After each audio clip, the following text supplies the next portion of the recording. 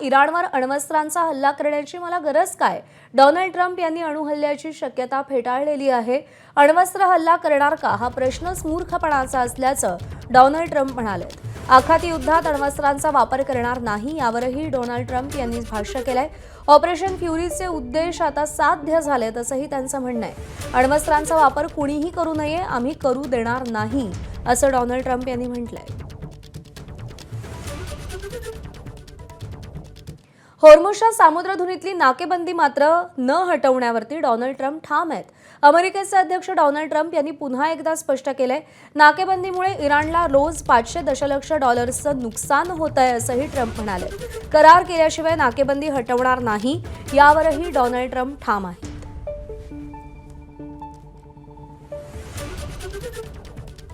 Opened it up 3 days ago. They came to us and they said, we will agree to open the strait. And all my people were happy. Everybody was happy except me. I said, wait a minute, if we open the strait, that means they're going to make $500 million a day. I don't want them to make $500 million a day until they settle this thing. So I'm the one that kept it closed. We have total control of it. And it'll open when they make a deal or something else happens. तर इराणसोबत करार करण्याची आपल्याला घाई नाही. अमेरिकेचे अध्यक्ष Donald Trump यांनी हे स्पष्टीकरण दिलंय. करार आत्ता करू शकतो पण नाही, मला चांगला करार हवाय असं त्यांचं म्हणणं आहे. इराण करार करतंय का ते बघतोय, नाहीतर त्यांना संपवणारच असं देखील ट्रम्प म्हणाले. इस्रायल लेबनॉन शस्त्रसंधीला 3 आठवड्यांची मुदतवाढ देण्यात आलेली आहे. अमेरिकेचे अध्यक्ष डोनाल्ड ट्रम्प यांनी घोषणा केली आहे. दोन्ही देशांच्या शिष्टमंडळाशी डोनाल्ड ट्रम्प आणि जेडी व्हान्स यांनी चर्चा केली. लवकरच दोन्ही देशांच्या प्रमुखांना अमेरिकेत बोलवणार असल्याचं डोनाल्ड ट्रम्प यांनी सांगितलंय.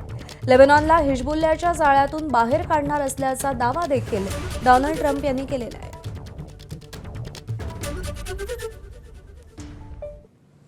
चीनच्या जप्त जहाजामध्ये काय होतं हे सांगण्यास मात्र डोनाल्ड ट्रम्प यांनी नकार दिलाय.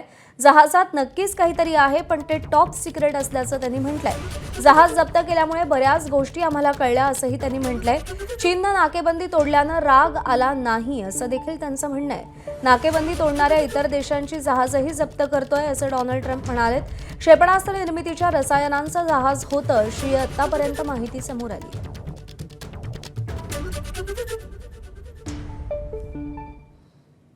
फुटबॉल वर्ल्ड कप खेळण्यापासून इराणला रोखणार नाही, अमेरिकेचे परराष्ट्र मंत्री मार्को रुबियो यांनी स्पष्टीकरण दिलंय.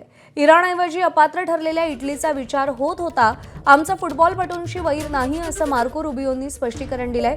फुटबॉल टीमसोबत येणाऱ्या लोकांबद्दल आम्हाला आक्षेप आहे असंही त्यांनी म्हटलंय. आखाती युद्ध सध्या थांबलं असलं तरीही इराणकडून हवाई संरक्षण प्रणाली सक्रिय आहे. त्यामुळे इराण पुन्हा युद्धासाठी सज्ज होत असल्याची शक्यता आहे. त्यातून कच्च्या तेलाच्या किमतीत वाढ होऊन $107 प्रति बॅरलवरती त्या किमती गेलेल्या आहेत.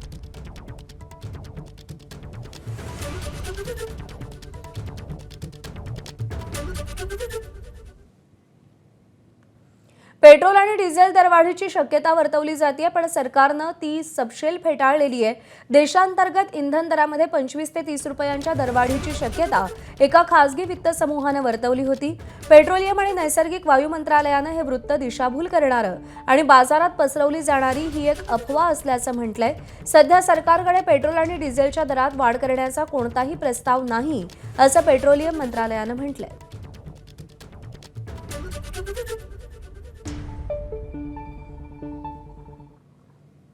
अमेरिकेचे अध्यक्ष डोनाल्ड ट्रम्प यांनी भारताविषयी उन्मत्त बडबड केली आहे. भारत चीन ही नरक यातना देणारी ठिकाणं असल्याचा उल्लेख त्यांनी त्यांच्या सोशल मीडियावरच्या पोस्टमध्ये केला.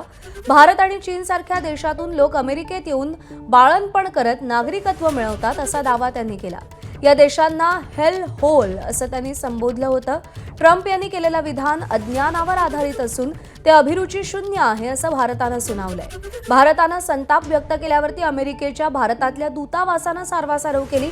भारत हा महान देश असून त्याचं नेतृत्व माझे मित्र करतायत अशी ट्रम्प यांची भावना असल्याचं दूतावासानं म्हटलंय.